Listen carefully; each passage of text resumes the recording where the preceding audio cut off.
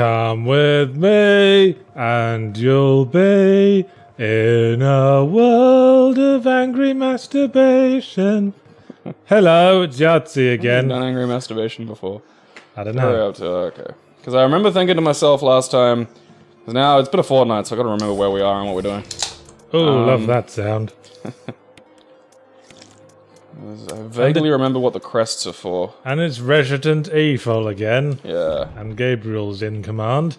Oh, yep. Now I have to unprogram Dark Souls 3 controls. Well, we'll get to that. Because I just went to steer the camera with the right thumbstick, and it's like, oh, that's not there. Well, I was going to save it. I was going to go, I say, Gabriel, what shall we talk about this week? How about Dark Souls 3, where you jumped the gun on me there? Actually, that comes to our first question. Fantastic. From Toxicus Tenebris. Yahtzee, with Dark Souls 3 coming out for PC... What was that? And Someone was indeed, following me down the stairs. Oh. Oh dear, it's the bogeyman. Do you feel that the Souls series and Bloodborne have been dragging on for too long?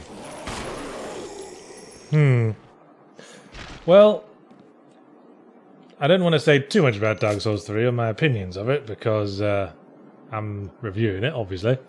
But it did bring to mind an old maxim I came up with once, which was... An old maxim that I invented just last Tuesday. Yes, thank you. If you're going to quote someone, might as well be someone you're an authority on, am I right? Okey-dokey. That's that a good sequel jumps off from the original, and a bad sequel wallows in it. And so far I'm seeing quite a bit of wallowing in Dark Souls 3. Have you met Sigmire? Yes. Yeah, as he's not called that though, is he? He just looks, talks, and acts exactly like him. And then he fucked me over.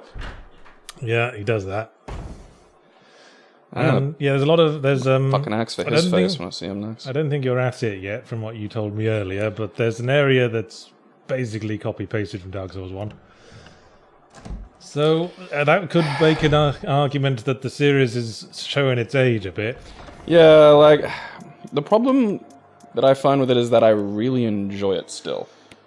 You know, like, it's hard for me, like, I recognize that those issues are there, like, I really do, but it's just... I enjoy it, but I enjoy it because it's my comfort zone. Yeah, like, it's at that point now, like, so I just tune out and sit on my exercise ball and just wobble around. I listen to podcasts, roam around trying to find the route that takes me back to a shortcut to a previous bonfire rather than the one that precedes. Yeah. The old routine. They're all there. I found a dead end. Oh, fucking heavenly joy. Now I can look at the other 9 passageways. Oh, I know. Just bursts on you with that. Where are we? Got any, like, favourite bosses yet? Or least favourite? I don't know if I'd say I have a least favourite. The one that probably just...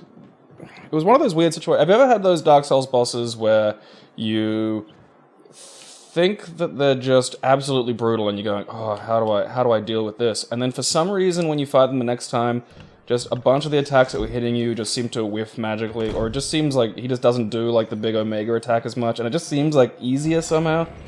I don't know about that, but I've certainly suddenly found bosses easy once I've fought them a few times and realised that their patterns are actually kind of easy and predictable. Well, like the big giant skeleton fella. Well, we don't want to spoil too much. Yeah, there are probably a lot of people on the internet trying to avoid finding anything out about Dark Souls 3 at all. Well, my advice would be to not be on the internet at this point. But I know the boss fight you mean, and I think I agree, because I thought that was really weirdly easy. Yeah, well, the first 2 times I fought him was just like, boom, you've been, hit with this magical stuff, but you're just dead. Like, so many times I was just fucking dead, and I'm like, holy, like... Yes, I know that attack. Yeah, I'm just like, dear God, how do I defeat this? This is impossible. And then I went in and did the thing that, pretty much you meant to do, and it was just basically, if he's doing anything except raising one of his arms to hit, fucking leg it.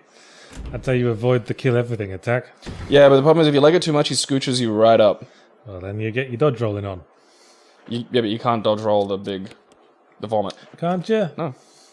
No, I guess that never came up. I guess you just have to do him in quickly, like... Yeah, well, that's what I end up doing. Happily, you can do him in quickly, like... I don't want that.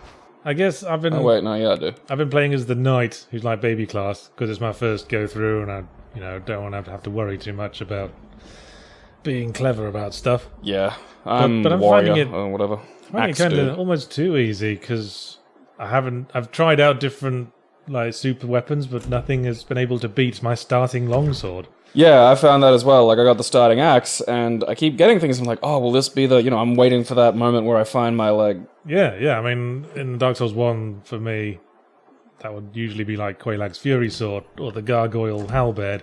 It's The like, halberds. this is the thing I'm using forever now. Yeah, this is. I love this weapon. Me and it are gonna marry. But now I just use the longsword because it kicks ass and you can hit quickly, so you can stun lock a lot of different guys with it. Yeah, the axe is a bit slower than the sword, but it has a really great arc. So I've like the there's one of those bosses that's lots and lots of things. Oh, yeah, that was one of my least favorite ones, I think. Yeah, see, I didn't have much trouble with that one because the axe just has this brilliant arc. So I'm just Yeah. like going, "Ah!" Are we talking the Ds of the D? Yes, Yes. They love the D, those guys. hungry for it. So I guess if I can't remember where I am, what I gotta do. It's been a fortnight, I forgot. yeah, I guess if we sound a bit lukewarm on it, it's just because it's more of the same, really. Yeah, like I still, I greatly enjoy it. And this is, I Yes, think, the like I problem. said, comfort zone. Yeah, a problem in how I approach it is I just, like, honestly, they could probably hammer out at least another 2 of these games before I'd think, I might give this one a skip. I wonder if they're reusing assets from like Bloodborne and stuff. I bet they are. I would if I were them. Because some of those tall wolfy dudes, Because these are big ass games. Yeah, And there's they a seem to be lot. trotting them out pretty quick. Oh, what do you want? Yeah, I mean, it's comfort zone, yeah. It really just nails it, because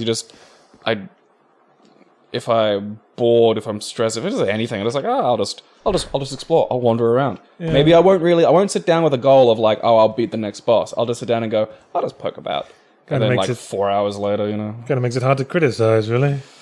Yeah, I do recognize the repetition issue, and I think it will start to present a little more ferociously. I got no probably idea how tomorrow. an entirely new player would respond to it. Because it's just so lodged in my sense of identity now. For blimey, we're not even making the pretense of talking about the game this week, are we? What are you doing now? Desperately trying to remember where it is I have to go and what it is I have to do. Okay.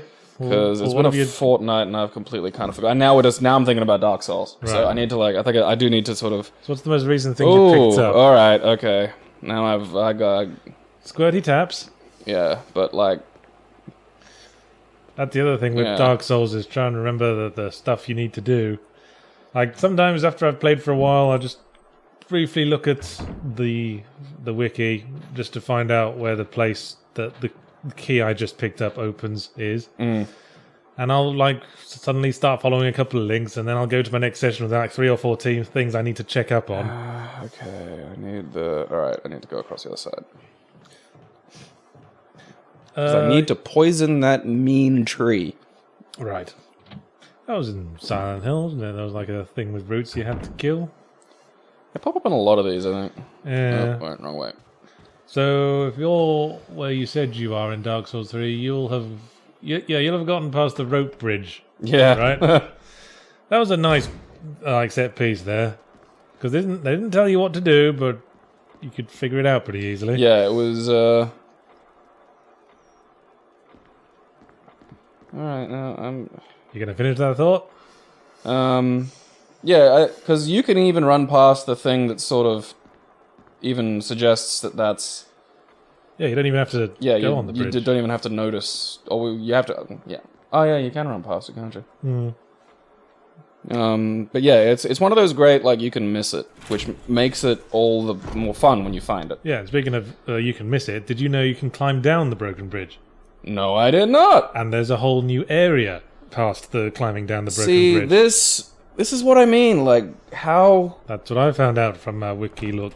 Oh, see, I didn't know that. And this is Dark Souls. This is why we love this game. Yeah. Is because now you've just said that, I'm like, oh, I gotta go back. I have to explore that. Yes, I didn't indeed. notice that. Yeah, well, who And would? it's a whole other, who would? And it's insane. And it's a whole other world down there. And you're like, oh, shit. And that's probably the scariest part. Oh, I love that. That happened last time, didn't Yeah. it? La la la la la la la. you know, one of the thrilling and scary parts of Dark Souls is you wander around a corner, and sometimes it's just like a jam or like a bit of Titanite or whatever, and other times you just look and it's just like, oh shit, and it's like a whole vast new space. Oh shit, I found a haunted forest.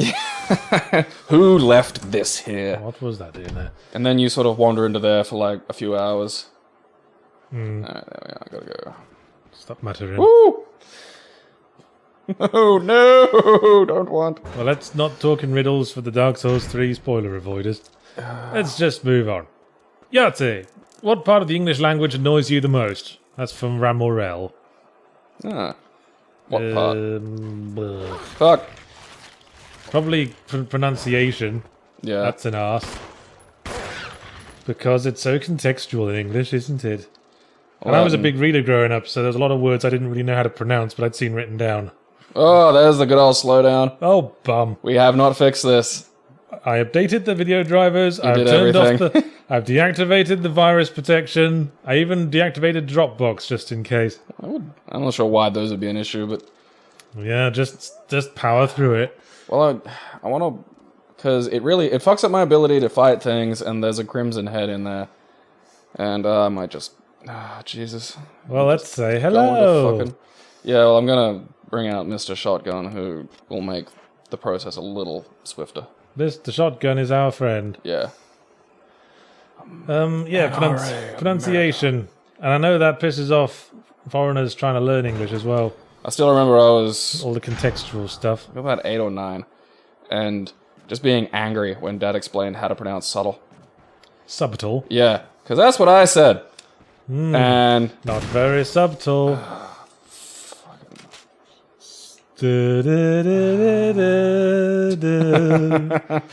That does fit really well. Oh, fucking, now really. How is there 2 of you there, you cheeky buggers? Oh, is it fixed? I think it is. It's never for very long, is it?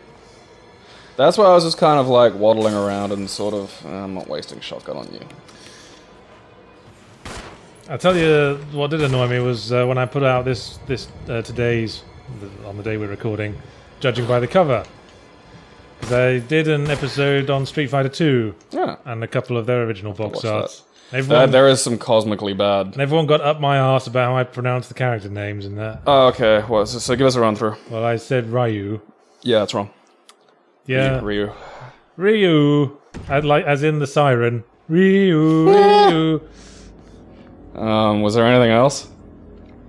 I mean, that's a common one, though. Like, you know, you don't play fighting games. If I did that, then that'd be... Not really. I think there was another one, I can't remember. Someone got up my arse for saying Chan Li when I said Chun Li. I mean, that's just my accent. Yeah, because you say that correctly. You said Chun-Li. Chun-Li. I don't know what they're talking about. Chun Li. Alright, Chun Li, love. C-H-A-R-N. Chun. Alright, Chun Li. Alright, Chun Li, do you want some pies? I swear I have to push this. Get some pies in your thighs. When it comes to the feeling of immersion, what games do you think have the best feeling of immersion? In which games do you actually feel like you two aren't just playing a game but actually involved inside the game's universe and story? By the not particularly articulate Fallout 0. Words come out of mouth. Sometimes they come out of fingers and hit the computer matron. Yeah, you can't talk, Waffle Mix. Yeah. So what's your most immersive game? I don't like right.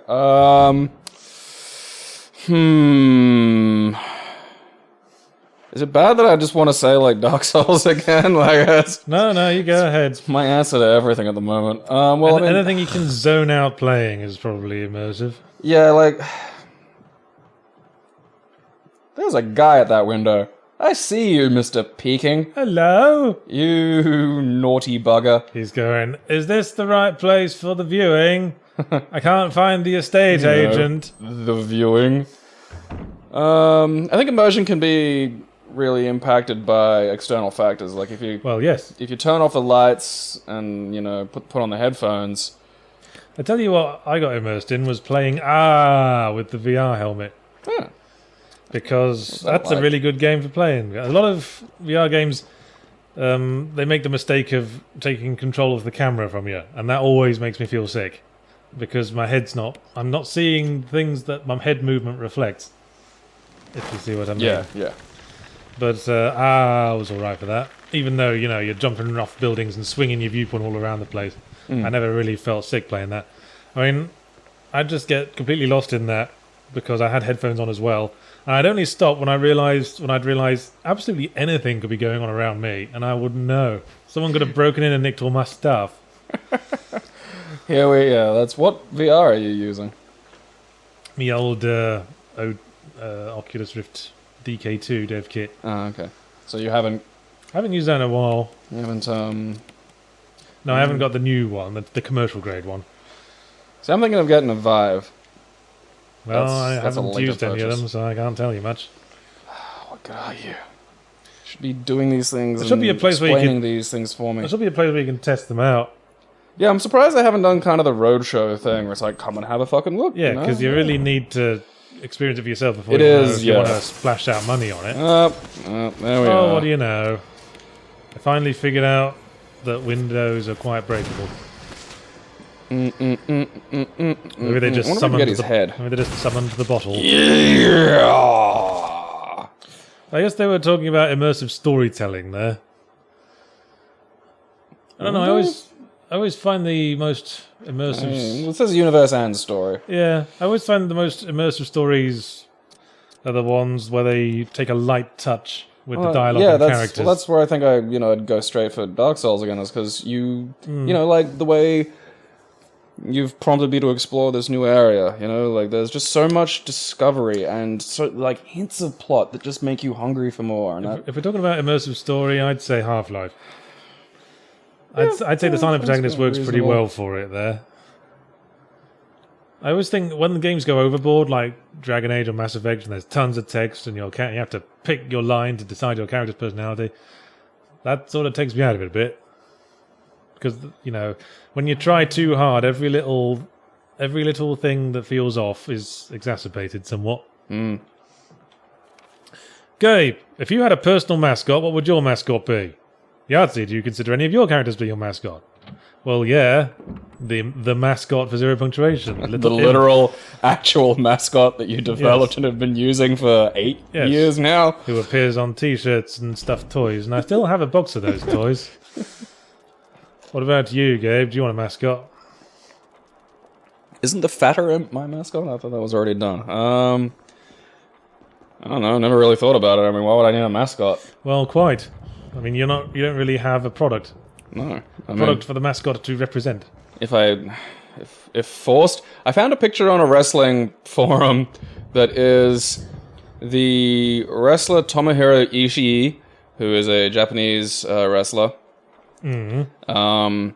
Just his eyes and mouth gently photoshopped onto a picture of a potato. And how did you recognize his eyes and mouth?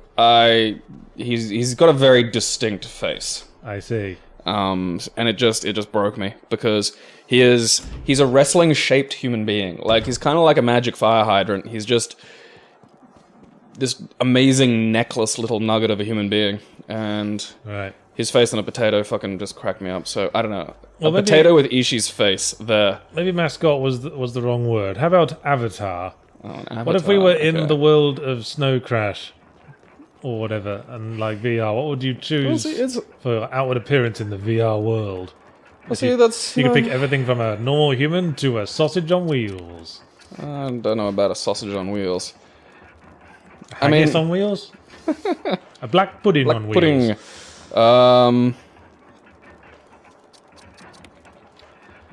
Doesn't even have to have wheels on it. Doesn't even have to have wheels, does it? A thing happened.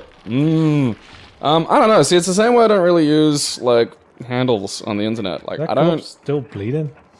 Yeah, he's probably not doing too well. Well, you call yourself Gabriel on guard on Twitter. Well, that was because Gabriel was taken. But why on guard? Why didn't you just go to like Gabriel 12? Well, because the number thing annoys me, and I was working as a doorman at the time, and it was predominantly just. Well, it seemed originally an outlet for. Well, it seems to me you internalized a certain amount of that as part of your identity. Huh? To use it as part of your handle. Why does that? Did you have internalize? How do you feel about musketeers? I'm not pro or anti-musketeers. Could you see yourself as one, though? A swashbuckling hero with a big French moustache? No, because I'm not a facial hair person, and you know the swashbuckling era doesn't really hold. Well, a lot of the facial fascination. hair isn't mandatory. I thought it was. I thought that was like part of it. Like when you graduate from musketeering, you get like an extra curl in your moustache. Aramis didn't have a moustache, did he? Didn't he? I It don't depends know. on the. I haven't like enthralled myself in the swashbuckling. But it sort of, depends on the mythos. adaptation. Aramis was like the guy who was almost a priest. Oh, okay. I think. Oh, I guess. It's so hard to tell them apart. It's because of the mustaches. Porthos, Athos, and Aramis, and D'Artagnan just to screw up the three thing. Three musketeers and D'Artagnan. And another one. It's like Josie and the Pussycats. Had no cats. D'Artagnan and the Musketeers. That works. What are your goals for the next 2 years? Oh, another one from Dogman. He had 2 questions in a row. What an asshole. You have to like proofread these better. You just throw any old thing up. Yeah, there, I remember noting he had 2 in a row, but I said to myself, I'll just spread that question down a bit, but I must have forgotten. Dogman gets no more questions forever now. These are the only 2 questions Dogman will ever get. Go to America, work on indie games and videos, and stream games. Ta-da! And you're gonna teach, presumably. Yeah. There you go, Dogman. I hope that was fucking thrilling. Now, let's move on to someone deserving. Have you ever thought of doing Let's Drown Out Portal 2 co-op, and what reasons would you or would you not do that? From Netmover Citan. Yeah, alright, maybe. Yeah, well, I'd considering be up for that. how we usually do on co-op games, it will probably be an adventure and argument and hate. I don't know. I've enjoyed our co-op.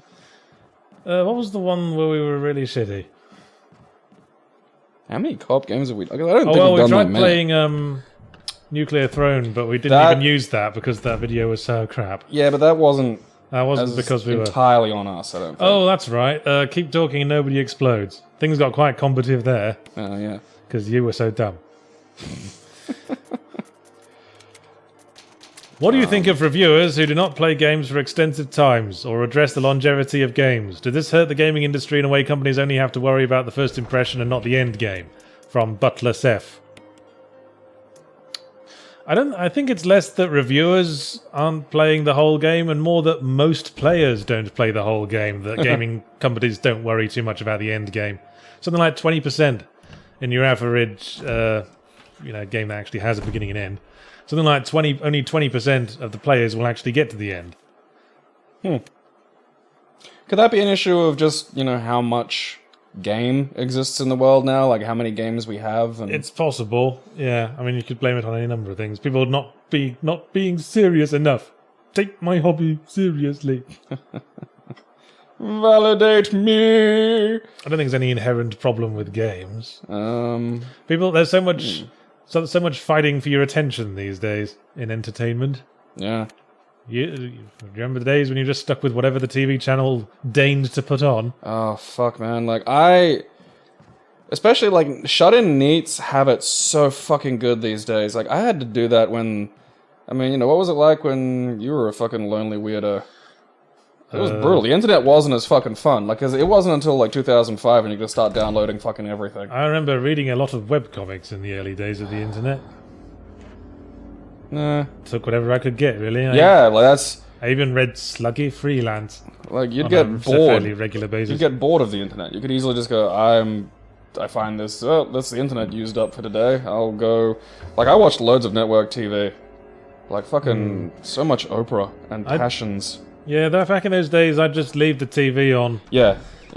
Like you do with a dog when you leave the house, so it doesn't freak out. Leave the TV on, and then I'd just play emulated games in the background to kill time. What was the first emulator you had? About when? When did you... First emulator I had was a SNES emulator, I think. Mm-hmm. First games I remember playing on emulators was shit like Final Fantasy VI, Earthbound, Super Mario World, all that kind of bollocks. I think I remember the first... When about do you suppose? Sort of a ballpark? I'm trying to remember when because I remember my brother... I think early 2000, very early 2000s. Yeah, I think that's about where I was putting... I think I was still in high school when my brother had an emulated... Oh, it's happening again. Ew. Oh, well. When does sucking dick for money as a one-time thing go from being laughable to fiscally responsible? That's from Shut Up Owen. And I think he knows what we're going to say now. Shut up, Owen. I don't know, do you enjoy it? Yeah. Well, there's an interesting thing in Freakonomics about part-time prostitutes. If you're What the? if you're into sucking dick for money, don't let anyone tell you how to live your life. Oh, you're getting tased now, motherfucker. If you're doing it and don't actually like doing it, then yeah, that's pretty laughable. Just do temporary office work. Always people crying out for good data entry clerk. Okay, I guess there's less money in it. That's how you get to the dick sucking. What a silly question. You Yeah, both crash land on a tropical but isolated island devoid of any other humans. Oh, good, a serious question. What do you do? From Zaret. Well, obviously the first thing we need to do is decide on a leader, and obviously it should be me. I'd just walk to the other side of the island. I'd literally stop listening to you. Look, you need to have a leader. I'd just go away. If it was just the two of us, you would be talking to an empty fucking beach. Fine, I'll be alone. Yeah, you can be a leader of one. As leader, what shall be our first course of action? Eat Gabriel. Seconded. Right, motion carried. That's why you need a leader. Let's see. You can be on crab finding duty, and I'll see if I can find a source. I'll go inland and see if I can find a source of fresh water. Can you boil a crab in seawater? Don't see why not. Oh, and start a fire while you're at it. Use those big meaty paws. Yeah, that I can probably do. Rub some sticks together. And I'll craft out a very articulate rescue message on the beach out of palm fronds. Well, see, that would be my first thing. I'd be like, we gotta get that fucking rescue message up. Well, we have to... Because people will find you these days, like... We have to hope for the best, but prepare for the worst. Yeah, but I mean, because what are we doing that would result in us being lost that far? I mean, we'd be in like a small aircraft, probably. Pussy can't handle his beer! Well, no, because Pussy can't handle talking and drinking at the same time. You alternate. That's... Because turns out the liquid goes down your throat when that happens. Well, anyway. Gabe, can you suggest good simple exercises that don't require the gym or hopefully being out in public to try and become less of a flabby ball with sticks poking out of it? Well, he's asking the wrong person. Yahtzee, can you belittle Gabe? That's from Grubs Rub Subs. Can do. You accomplish that. After you, then. First things first is modify your diet. Quit drinking soft drink. I'm willing to bet you drink soft drink. Stop drinking soft drink. Yeah, even diet. Shit's a lie. Yeah, so cut out, just get rid of like extraneous bullshit. Try and keep yourself to meals. Treat yourself to a Gatorade after you've exhausted yourself, but not before. And push-ups, sit-ups, lunges, squats. Just do those in your house. And then you'll be fully prepared to sit on your ass going nowhere. Do you feel belittled? No, I just tune you out a lot of the time. Okay. Hey, Gabriel, how tall are you? 179 centimeters. Ha! I'm 196. Fuck you. There, that's Gabriel belittled. Yeah, but I mean... I have to scroll down the questions. Bear with me a sec. You look like Rimmer drank that stuff that turned Bart into a monster in The Simpsons. What that happened? I think we called it nature's goodness.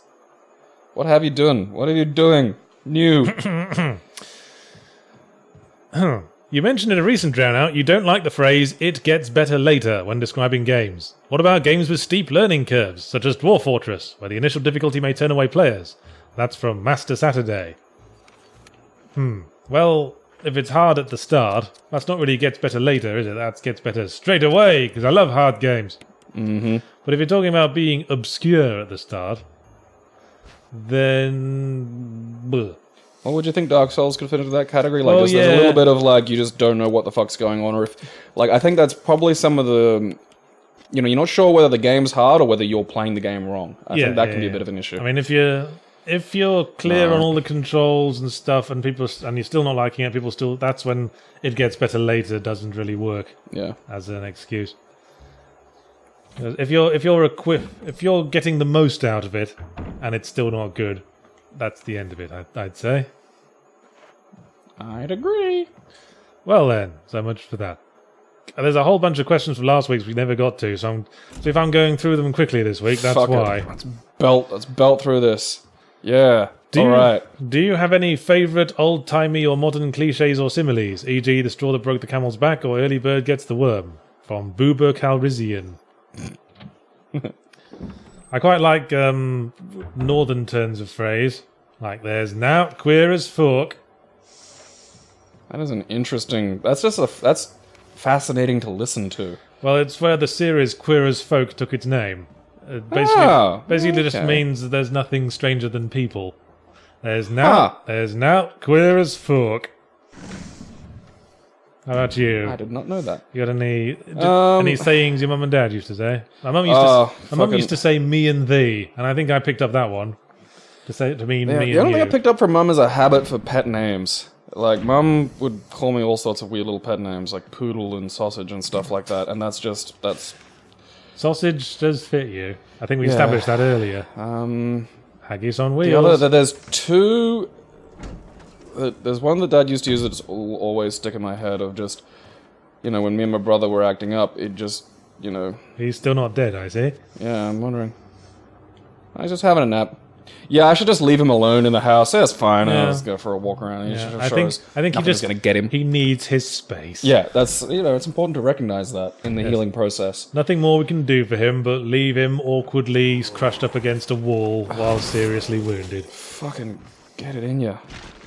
Yeah, Dad, just knock it off or I'll kick you from arsehole to breakfast time.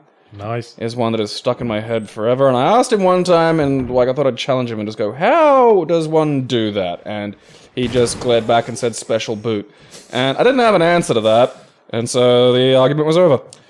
The other one he used to say, and still says quite frequently, is, of something peculiar, he will say, that's mad as a hat full of assholes.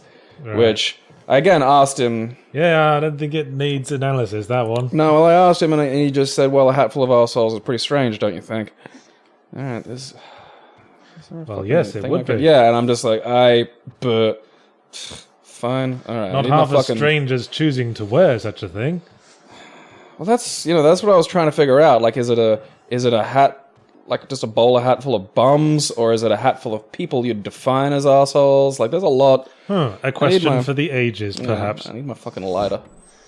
I quite like, well, bugger my old brown dog. Yeah. Bums. Oh, fucking Jesus. Helmets and shields and fucking... So, are you lost again? A little. I have things I can do that I'm gonna go... Okay. I'm gonna go do now. Go do that, then. Yeah, I need to go fetch my lighter. I feel like putting a bullet in this guy's head now just to save a big bunch of hassle later. He's gonna be a zombie later, isn't he? Yeah, of course he is. Yeah. No, he's gonna come good. He'll rescue me at the end and it'll be fantastic. Yes, he's one of the 1% whose the zombie virus just turns them into a large friendly dog. That'd be great. Like a big old St. Bernard. Arf. Oh, Richard. Better like this. I like you, St. Bernard, Richard. Do you enjoy turn-based combat games in general, or is there something special about XCOM Enemy Unknown that makes it stand out? From Mh. Well, in turn-based, would that include, like, your RPGs and things? Well, there's a lot of turn-based games I like. Invisible Inc., Earthbound, the early SNES JRPGs. There's a lot of... I mean, I don't like the modern style of JRPG because they always try and hybridize turn-based with live movement, and I think that's really misguided and always ends up being the worst of both worlds. So I guess I like them because, I don't like being too stressed out on playing. Like, I hate when there's a timer on screen in games. Yeah, I find them just a nice thing. They're a pleasant thing you can kind of tune out a little bit, but by the same time be engaged. So they're good for when you've got the TV going or watching something. And you can assess situations carefully and not make mistakes because you're harried. Mm. It's just a different kind of gameplay that makes a pleasant sort of alternate to the typical action that I'm used to. Yeah, it's like. I think the guy from Red Letter Media, Mike Soklasser, says he likes his science fiction either really, really exciting or really, really boring. And it's stuff in between that's... the stuff that's really, commits itself to being action sci-fi or something that really commits itself to being thinky and contemplative. Like he cites the very first Star Trek movie. And it's the stuff that's trying to be in the middle that It's annoying. Would not Blade Runner be in the middle? I don't know. I'd Depends. say... Well, there's so many cuts of that film. Yeah, that's true. Yeah, let's see. Have you ever read any Wilbur Smith novels? And if so, what did you think of it? From Life's Solmund. No, I haven't. Have you? Not that I can think of off the top of my head. I know my mum had a few of them, and I characterise Wilbur Smith as one of those shelf-filling authors that Americans like I can see it on shelves. I'm nearly sure Dad or Mum has like a Wilbur Smith novel. They put out a bunch of massive-ass books to fill your shelf with and make guests look impressed by. Why is Gabe so based? Why is Yahtzee such a Seppo wannabe? From Kippeth. Now, I included that question because I could... any of that mean? Well, I included it so I could ask you. I was hoping you Why would I know? I don't know. I just thought you might have something to add. I mean, I kind of know what based means. I've seen that on Twitter. I think it means, grounded in reality.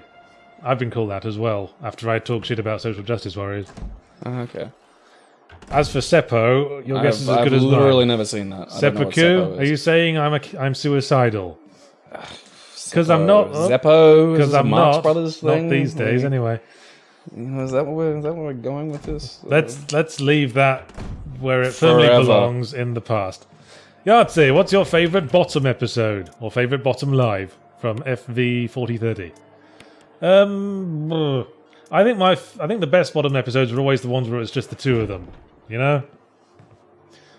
especially when it's just two of them in one location. So I think my favourite one would either be the one where they're on the top of the Ferris wheel. I was just thinking that one as well. Where it's just the two of them in that one location for the whole episode, or the one where the TV's been repossessed and they're just trying to amuse themselves in the flat. I don't like the ones where they bring in like the other regular characters, like Spudgun and Dave Hedgehog, because they were always just sort of a charisma vacuum. Their main role was to just sort of react to Richie and not get involved in any of the slapstick or innuendo or nonsense. So I always thought, better a two-man show. It was slamming on the brakes whenever it was anyone other than the two of them. So yeah, that's why the live shows probably work so well. I mean, the thing about that episode where the TV's been repossessed is that I think people underestimate Bottom. Because they look at it at face value, it's, knob gags and violence. Mm-hmm. But I think you can actually go into quite deep analysis with it. Please do. I think it's an expression or manifestation of a very old comedy tradition that started probably with Steptoe and Son, and that's two guys who hate each other and are trapped together. Red Dwarf, especially early Red Dwarf, does that as well. Well, that's one of the reasons why I really love, the first two seasons of Red Dwarf. Yeah, and I think that whole school of comedy is a very British one, because it's very rooted in an attitude that's very central to the British national character, and that's laughing at hopelessness, laughing at adversity, which... Humor in the face of the horror. Which is probably something that came up in the period that followed post-war rebuilding, because, the whole Blitz spirit, as summarised with the phrase, keep calm and carry on. Trying to keep, cheerful, even though your house might get destroyed and all your family killed tomorrow. And the post-war period had this great sense of relief that period was over, and it was smile again. I'd say it was in that period that the whole idea of laughing in the face of adversity, self-effacement, became part of the British national character, and that's something comedy's been exploring for many years. I mean, Bottom first came about when Rik Mayall did a production of Waiting for Godot.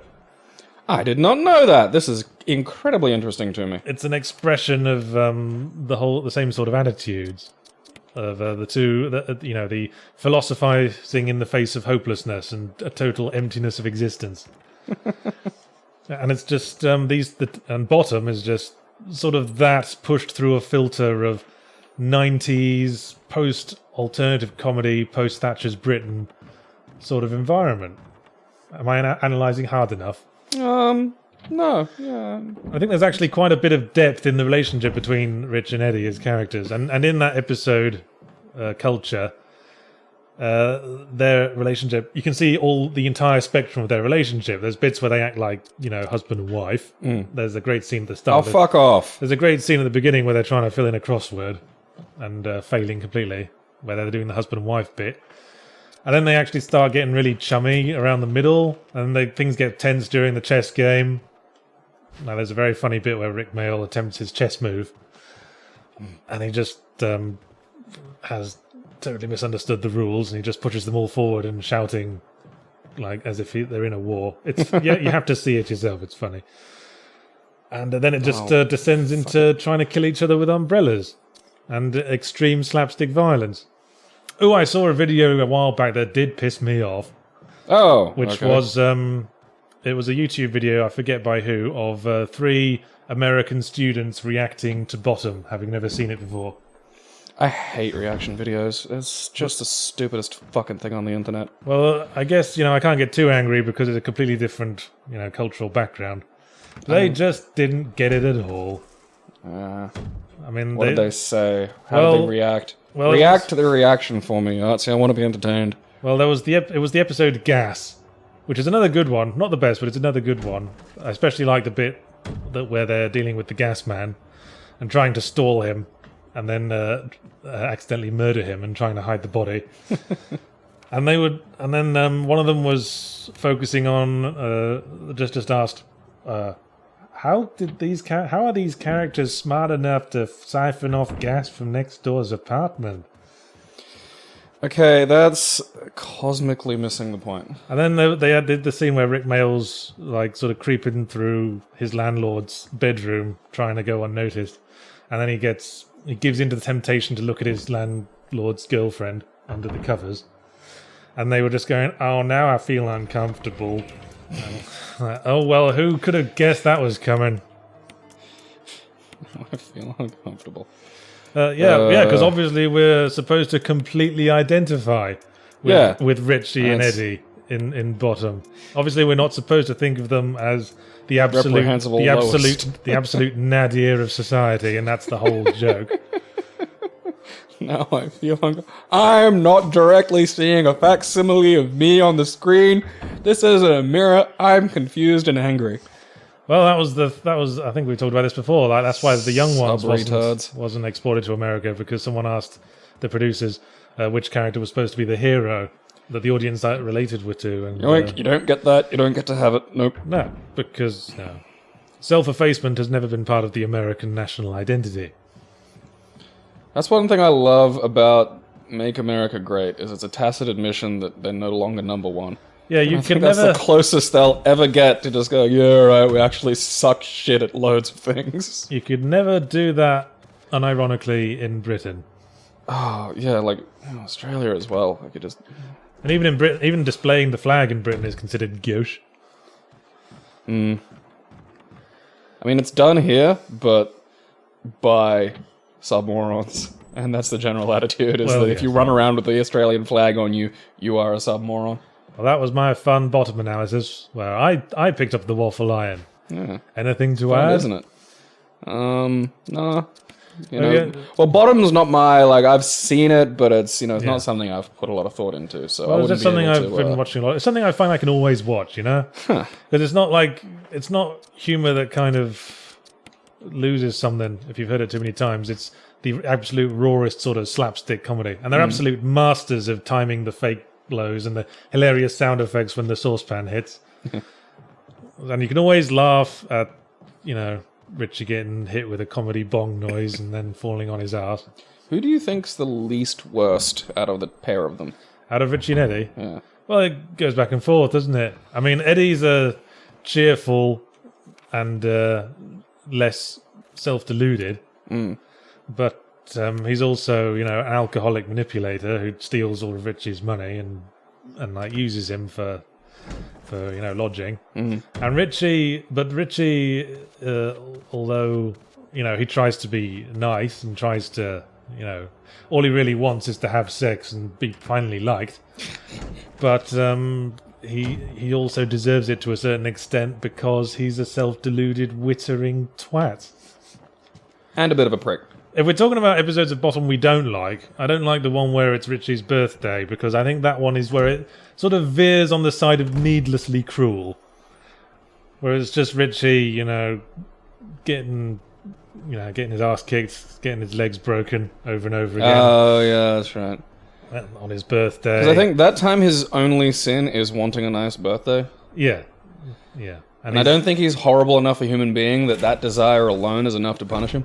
Yeah, I mean, talking about deserving punishment is kind of missing the point. But the slapstick isn't funny in that because he has like both legs in plaster and is in a wheelchair by the end of the episode. In every other episode, they all shrug off the violence instantly. Yeah, like they get like a tent peg shoved in their eye socket and just go and pull it out, and they're all right. I think because the violence was lasting in that episode, it's not as fun. Spoils it. Like and the other episode where Richie chainsaws Eddie's legs off, and they just sew them back on. They go, "Oh, what a silly day! I sewed them on the wrong way round." Oh, hey, progress. Yeah. Oh, she's playing the Moonlight Sonata. Yeah. I do like the Moonlight Sonata. It is lovely.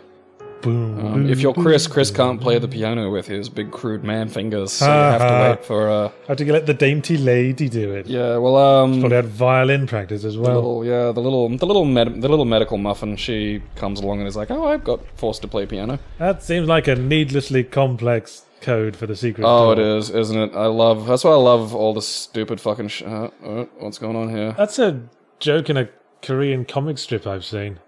Do I have to read this? Yes. 11 days have passed since arriving at this estate. How did I end up like this? Like when a lab coat brought me a big egg appeal of food and said, sorry to put you through this, but it's for security reasons. That's what they'd hate me. Don't make sense now. There are only two people that know the secret of this mansion, Spencer and myself. If they kill me, Spencer will be the only person that knows the secret. But for what purpose? It doesn't matter now. It's too dangerous here. My family, I hope they're all right. I've decided to escape. Jessica, Lisa, I pray you're safe. How could I be so careless? I lost my favourite lighter, the one Jessica gave me for my birthday. Now it's going to be that much harder to escape this dark place. November 13th, the date when my flight was sealed. My aunt was hospitalised just 3 days before that. Jessica and Lisa said they were going to visit her. I wish I could be there with them. But wait, even as I'm writing my memories coming back to me more vividly, just before I passed out, I remember the men in the lab coat said something like, most likely your family is all ready. I pray for their safety. Somehow I managed to get out of that room, but getting out of this mansion won't be so easy. I have to get past all the booby traps, tiger eyes, gold emblem. I have to try and remember for my own sake, bollocks. Fantastic. That was my comedy Irish accent. Hope everyone enjoyed it. Yeah, I see that fake reflection on the left. You don't fool me, 2D engine. Alright, I gotta go get the wood emblem to get the gold emblem, then I put the gold emblem where the wood emblem was, and I probably get a treat. I started talking about something before I did that Irish thing, and I've totally forgotten what it was now. That's the Irish rots thought from your brain. Well, that'll be all the Guinness. Filthy mud British. Speaking of which, is it okay to rely on alcohol and your muscular build in attracting girls if you're socially awkward, boring and shy? That's from Ho Master. A question, I suspect, more about self-validation than driving discussion. If you're a master of hose, is this really an issue? Well, girls aren't a hive mind. So if one of them's sure they are. There is girl. That is it. If they're attracted to muscular builds and being drunk, that's their own lookout. Some of them are also attracted to guys who are socially awkward, boring and shy. I'm sure you're not boring to everyone, Homaster. I'm sure there are some people who share your dull interests. Your dull interests. Yeah. Just have some confidence, Homaster. Master the hose. Didn't we have a question about attracting women a while back? Yes. Someone called Homaster? That's... Man, he's just... he's really trying to live up to it, isn't he? And he's digging from he's pulling from a fairly weak well. I mean... Oh, poor Homaster. Yeah. Well, we've both attracted women in our time. Neither of us are virgins. No. As astonishing as that is to hear. Bar work. Oh, bar work. Yeah, you just picked up whatever random floozy was hanging around at closing time, didn't you? It's interesting seeing women drink, because... Okay. Well, it ups their testosterone. And it's fun watching that process sort of happen slowly, because they get fighty, they get aggressive, they get sexually aggressive. Oh, I see. You're having sex with drunk girls. That must mean you're a rapist. No, because I was always drunker than they were. That and, again, bar work. There's drunk girls, as in like fun, which is usually like 2 or 3 drinks. Like you don't want. Then there's drunk girls, as in one eye is more closed than the other, and they're crying and vomiting. That isn't That's not fun. Basically, they run the gamut of the novelty doll. Yeah, like They blink in weird ways. They Yeah. vomit. They piss. they threaten to harm themselves. That's not a fun fucking. That's such it sobers you up fast. And then you say those magic words: "If you don't fuck me, I'll kill myself." I have basically been in that situation. I'll bet you have. And good lord, it is not fun. So you've been raped. Yeah, Blimey. pretty much. Like, What a rape-a-loser your sex life is. yeah, but I just shrug it off. I just get up and keep on going. No, I've I always, just go, you have to walk off rape. I find that's I've, the only way. I've tended to wait till I'm seduced as well. It's just so much easier because if you come onto them and get if I get shot down, that's fine. But I can wind up looking like a fucking creep, and that's terrible. I've been walking home, minding my own business, had a girl turn around, look at me, and just scream, and that that really pushes home the you can be scary element, Right. which I don't want to scare Well, somebody. you are It's a not. hideous man. Yeah, that. Oh god, my self-esteem did not need that. Yeah, what my experience has been is that if there is a genuine chemistry between you and a lady, you'll know. They'll do something. You'll yeah. know. So, might as well not try to hit on anyone who looks slightly attractive. Just wait for that chemistry to hit. Don't try so hard. You'll know when you're feeling it. Mm. If you claim not to feel it, that means you've never felt it. Find the right girl. Find the right person who just clicks. Don't try to work at someone for months on end and think eventually a chemistry will somehow develop. Good lord, no. If they don't want to sleep. If they don't want to sleep with you from the start, that's not. Yeah, women aren't an argument that have to be made. How it's supposed to work is you start off wanting to fuck animal style, Yeah. and then that develops into romantic love over time. It doesn't start with romantic love and then you develop the desire to have animal sex. Or at least that's not in my experience. I'm sure there'll be some anecdotal examples in the comments. Yeah, I've only ever been. That's what makes dating really difficult for me because there's only one situation in my life where I've been on a date before I've had sex with that girl, Yeah. and that See, the lust makes it hard. The lust is the initial flash that eventually dies down, and if you're lucky, it goes down to a background level of sensible level. You don't start with a sensible level and build up to a flash. That's not how chemistry works. That's in any sense of the word, not even in real chemistry. It's usually a big blast and then bubble, bubble, bubble, bubble, bubble, steam, steam. At least that's how it is with potassium. All right, I need to. All right, it's a long sword through the face, and a short sword through the armor. Okay. Well, I'm not altering my opinion that Resident Evil 1 was never good. This has all been pretty boring so far. Yeah, well, I mean, it's not short sword. Damn it, no. Oh, All right, God. so long sword through the face. I got that. Oh, no, that's not what I wanted. Yeah, you said no there. Well, I thought I'd move to a different cog. Apparently not. Do either of you think a humorous film or video game adaptation of The Eye of Argon could work? That's from J Keyboard. No, I don't. Yeah. Because the humour in The Eye of Argon lies in the shitty writing. Surely. Yeah, it's another one of those examples where you can't film a lot of what makes Eye of Argon interesting. No. My building's making very excited noises. That terrifyingly synced up with the fucking thing moving out of the way. That's just Someone's drilling elsewhere and it's going, wee! Wee! well, if you can think of a quieter way to get a fuckhole into the ground, I'd like to hear it. Oh, speaking of fuckholes, my neighbours were having the noisiest Amazing. sex a few nights back. I woke up at 3 in the morning. I thought they were torturing a dog. Was the woman making all the racket? Yeah, it was. Yeah, because it's never the guy. I thought, what are you doing to that poor dog? And then it sort of transitioned to I was like, oh right. Well, that explains why something keeps banging against the dividing wall. I fucking love the noises. I Oh, thought it's they were fucking just funny. grabbed the dog by the tail and swinging it Swinging it round their around. head, smacking into furnishings. The racket's half the fucking fun for me. It's just Well, it starts to make you feel self-conscious because you start to think, I've never lasted this long. Well, I'm trying to sleep. I don't have that problem. Could you imagine how bad the world would be if it was dudes that made that noise? Like, fucking how horrible would that... yeah. Like... I think it's only polite to make a sort of grunt when you come. Because then you know. I just go yodeling. Which I've been told not to do. That was a genuine laugh. Shouting Thundercats, told not to do. Being dead silent, very specifically instructed not to do. I remember reading a letter in I think it was a Playboy, where the guy goes, I was having sex with a lady friend, and she suddenly went, I am your steed, and started making horse-like neighing noises. And it just completely killed the mood. Oh, yeah, like, I wouldn't be able to come, but I'd keep going, because I just need to know where this story finishes. Like, are we on an adventure now? Like, what's happening? This is a book, and I want to keep turning the pages. Tonight we ride! I am your shit. And I'm going to get my stirrups out. I am your steed. That's fucking amazing.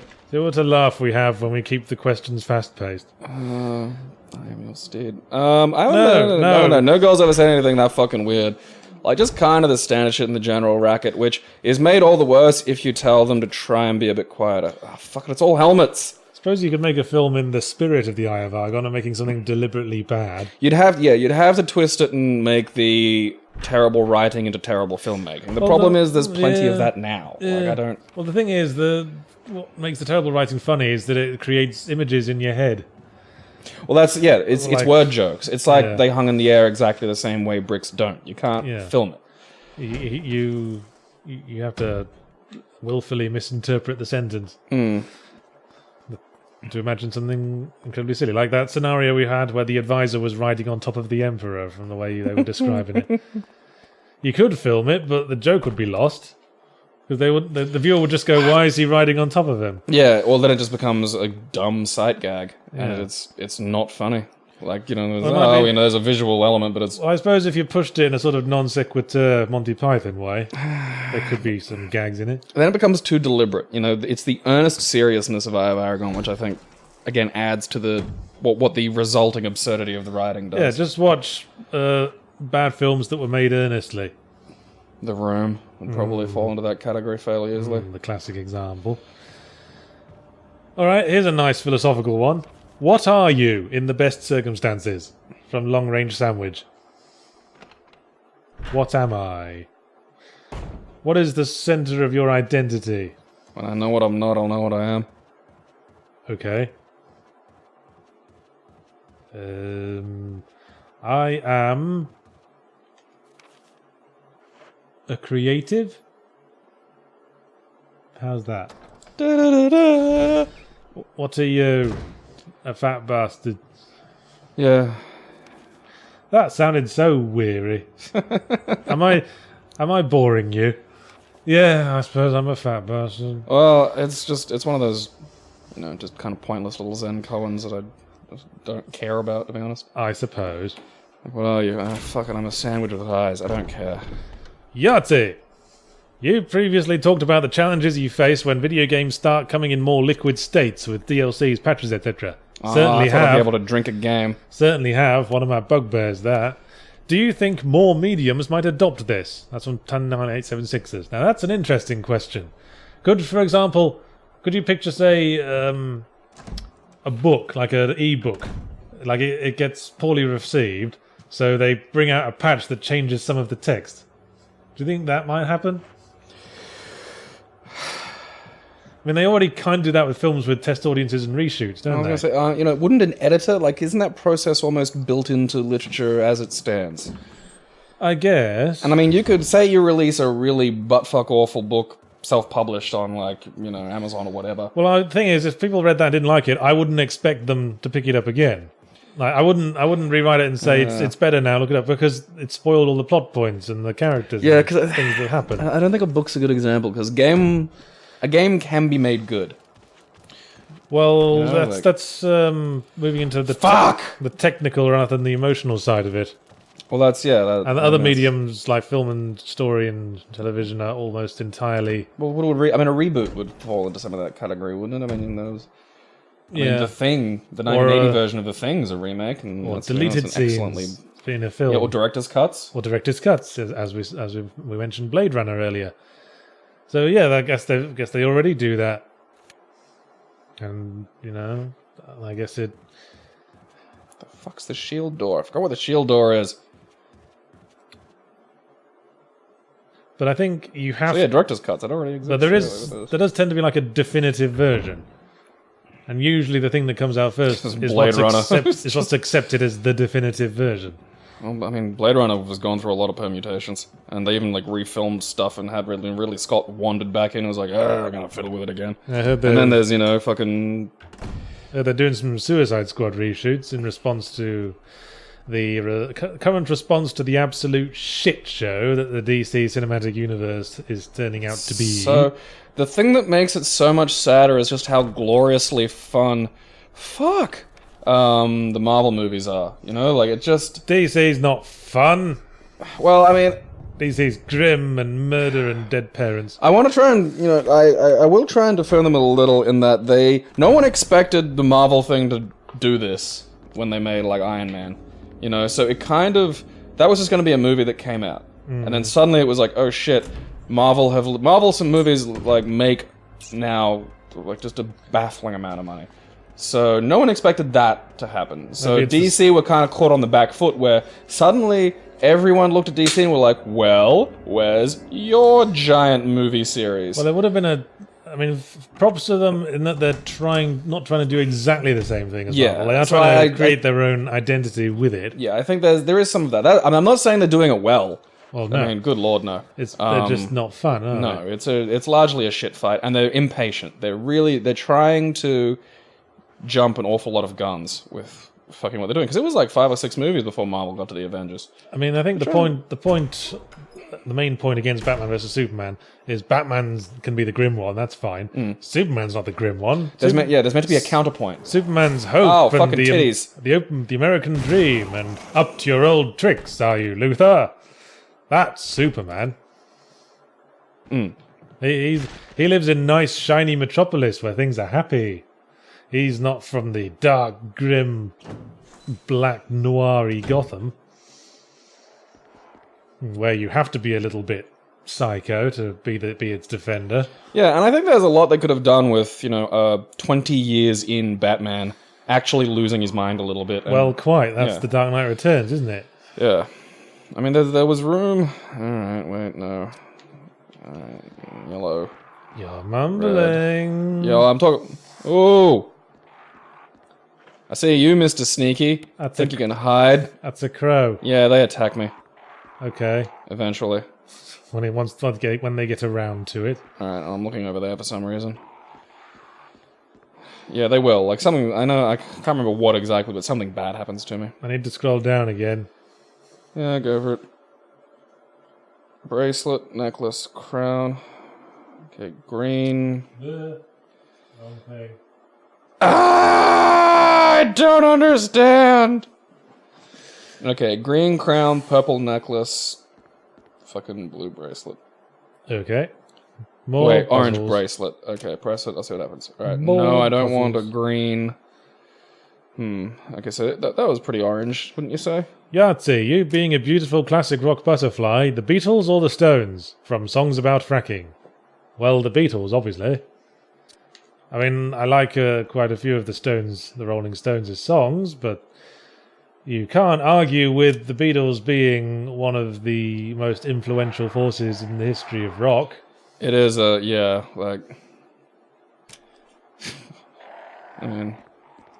It's the fucking Beatles. Like, if Earth's about to, be destroyed, we need to load that shit up on a ship and shoot it out into space. Like, yeah, they reinvented themselves more than once. They arguably invented entire genres and subgenres of rock and pop. So yeah, can't really hold a candle. I mean, fair enough. The Stones are all still technically alive. Keith Richards is debatable. So I guess they win out in that area. Yeah. There's only 2 Beatles left. Who do you think is going to go next? McCartney or... Probably McCartney. Yeah. Let's go with the trend. Talent in order of talent. That's the old joke, isn't it? Ringo seems like destined to be the one who'll just be the last one tending all their graves. Going, I remember when I was... Yeah, like he'll survive like 115 or some shit. I was the one everyone took the piss out of. And Now who's I've laughing? Spared even the glory of death. Have you seen his art? Can't say I have. It is some of the most amazingly bad, like, it's Photoshop clip art shit. Like, it is the worst. What is in that coffin that's still bleeding after however long? Some dude. Alright then. Yeah, it's Coffin Harry, I think. He's got a key on him that I need. Ironically, he was called that before he died. Smoked too much, I think. Have you been practicing rock climbing just so you can build a home on the highest mountain peak where no one can reach you from sampled eggs? If I say yes, will you go away? No, I've been doing it because it's an actual physical exercise I enjoy. Yeah, I and tried you're to worried keep- about getting, like, that kind of pudgy. I tried to keep up physical exercise, but I just got sick of it. But rock climbing is something I enjoy, probably because it's goal-oriented. Get to the top of the wall, and then jump off. And it's fun. It appeals to, my video game instincts. It's a challenge. Beat this one challenge. Get to the top. Works the whole body. Yes. Haven't been going with Gabe lately, because I've hurt my shoulder. there's a whole word you've got now, isn't there? What was it? Bursitis. Versitis? B-U-R-S, yes. Bursitis. Bursa, there are bursa sacs. My knees, I did this to my knees as well. So now I'm like, okay, fucking... So you have a disease related to Well, it's not a disease, university it's an financial injury. officers. Yes. And so my shoulder's a bit gimpy, so I've got to... Yeah. I've stopped doing Kung Fu, I've got to stop doing this. I'm going to do my Tai Chi, going to do a little bit of gentle yoga. I have to really... I have to fix myself, I've got to... You're going to take homeopathic medicine as well. Goodness, shit no. Okay, like... Muscle healing with exercise isn't like fucking homeopathy. That's, yoga to heal bits of you that are fucked like this is not like fucking, but sucking on a tea leaf to get rid of your cancer. I just had to go with my other climbing partner last few weeks. Alright, how do I turn the power on for this motherfucker? The last time I went, I didn't really bring my best. I came to a disappointing end when I realized I was too tired. Because the previous night I'd gotten drunker than I'd intended to get. Oh, Jesus. Exercising while hungover sucks Well, I only had so much. only had 2 ciders. The problem was they ended up being very, very large ciders. What the fuck size ciders? Oh, they were big ones. Okay. Like, Wait, forearm find that sized door. glasses. Jesus shit. Well, I said large one because I'm a large man. Yeah. I wasn't expecting that kind of large. You're a significant gentleman. And just went straight to my head. Because it was a hot bar as well, I was sweating a lot. Ah, yeah, the dehydration. That'll get you. That's Yeah. that's the sticky wicket. You're a sticky wicket. Stickiest. You're reaching a natural close point. Um, Because we've done our allotted time amount. yeah, I'll go save. Go for a little... While you I do, vaguely have an idea about where I'm supposed to go, I just... while you do that, Yahtzee, as you are planning on moving to the California coast, are you worried about excuse me? Are you worried about experiencing any serious earthquakes from goddamned email? I'm quite interested to see if that'll happen. Because it's gotta be better than having your window smashed in by hailstones. That's my main concern. Are living you here. fucking serious? You think that an earthquake would be better than having your window smashed in by hailstones? Well, they're all built to... All the buildings are built to withstand earthquakes. Dude, one of them now, aren't is they? like slightly angry sky and you're in an apartment. The other is the ground trying to shrug you off. I almost got showered in broken glass the last time, dude. dude, I forget. Yeah, that's... I have no idea how you are... In what realm you are putting a Brisbane hailstorm above a San Francisco earthquake. Well, the city hasn't been destroyed lately. I presume they've got measures for it now. Alright, right now, you're afraid of the sky when it's grey.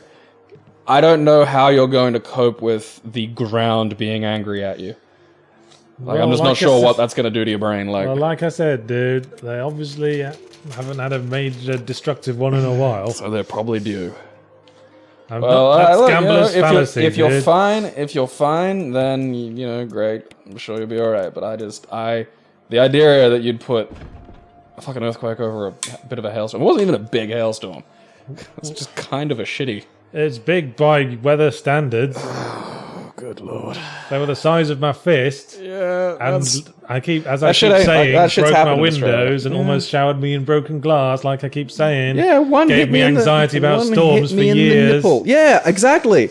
A storm that isn't even a big one by Brisbane standards gave you anxiety about storms for years. Fuck you, dude. It was What a do big you one, think- even by Brisbane standards. What do you think an earthquake is going to do to you? It was 2 conjoined supercells. How is that not big by Brisbane standards? There have been worse. There have been absolutely worse fucking hailstorms in Brisbane. Not at the time I've lived here. Oh, I don't know. I've been hitting the nipple by hail. I've been smacked in the back of the head. Glass break. I mean, that's just fucking. That's an afternoon. You're talking shit, man. No, I'm not, because I've actually been in Brisbane. Like, I've seen worse and me, hailstones. 13 years. 33. I mean, it's the point of comparison. I'm not saying you Yeah, can't. but climate change kicked in the last 13 years, hasn't it? Yeah, that's it.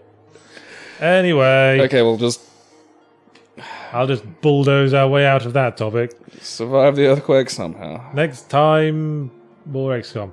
You know what? I think I said I'm not sure we'd play through all of XCOM. I think we'll stop that once we stop this game and do something else. Sounds good. Because, it goes on a while, that game, and it's I have no idea how far through we are. might be a wee bit repetitive. Yeah. Well, I mean, as it is, you know what? We're fucking doing another. This is pretty fucking repetitive, actually, as well, that turns out. Yeah, dude, it's just running around one house picking up shit. Lucky we got so many lovely, dedicated fans to send us questions to fill the time. Okay, so no more Dogmon or whatever his name is, and no more Homemaster. Yeah, and when Dogmon and you're Homemaster are stricken from the record. asking questions, think carefully. Am I asking this question because I think it will provoke an actual debate, or am I trying to A, impress them with my clever language, or B, seek validation for myself? Because we'll pick on you for both those. Yeah. And just if we don't like your name sometimes. And now, the final joke. I had one a while ago. Pickles. Yeah, is that a good constraint? No, it isn't. Eggs.